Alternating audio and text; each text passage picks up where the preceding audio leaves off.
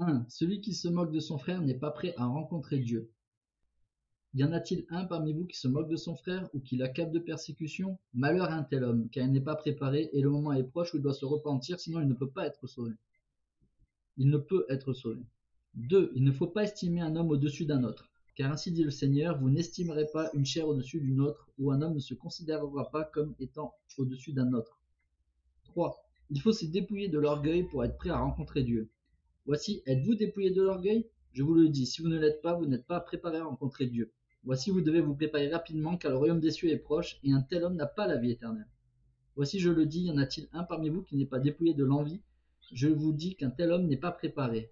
Et je voudrais qu'il se prépare rapidement, car l'heure est proche, et il ne sait pas quand le moment viendra, car un tel homme n'est pas tenu pour innocent. L'envie, selon les Saintes Écritures, est un sentiment de jalousie mêlé de tristesse ou de colère face au bonheur, à la réussite ou au bien d'autrui. Elle est souvent décrite comme un péché destructeur, opposé à l'amour, à la gratitude, à la charité. Il n'y a qu'un Dieu vrai et vivant. Et Zezrom lui dit, tu dis qu'il n'y a qu'un Dieu vrai et vivant? Et Amulek dit, oui, il y a un Dieu vrai et vivant. Et alors Zezrom dit, y a-t-il plus qu'un Dieu? Et il répondit, non. Donc là on voit bien qu'il y a un seul Dieu. Et d'ailleurs le général d'armée syrienne Naaman a témoigné qu'il n'y avait aucun Dieu sur terre si ce n'est le Dieu d'Abraham, d'Isaac et de Jacob, le Dieu d'Israël. 6. Nul ne peut être sauvé dans ses péchés. Et je te dis encore qu'il ne peut le sauver dans ses péchés, car je ne peux nier sa parole.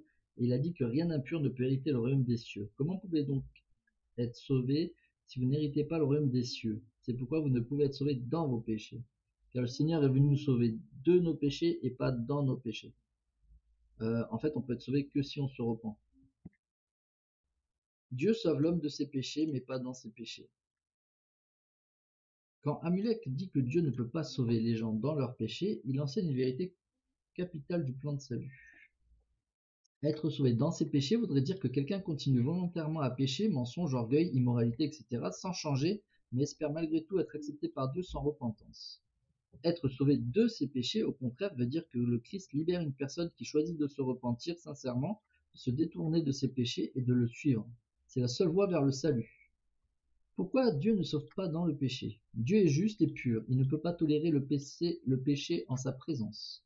Le péché nous sépare de Dieu, c'est pourquoi Jésus-Christ est venu pour nous racheter, pas pour cautionner nos fautes.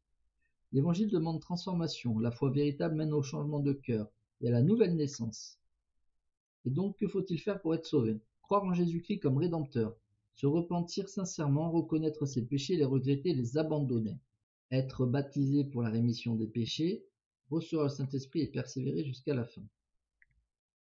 C'est pourquoi les méchants restent comme si aucune rédemption n'avait été faite, si ce n'est que les liens de la mort seront détachés, car voici le jour vient où tous ressusciteront des morts et se tiendront devant Dieu et seront jugés selon leurs œuvres.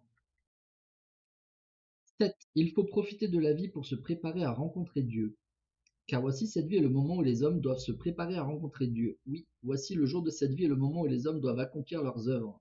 Et maintenant, comme je vous l'ai dit précédemment, puisque vous avez eu tant de témoignages, je vous supplie donc de ne pas différer le jour de votre repentir jusqu'à la fin.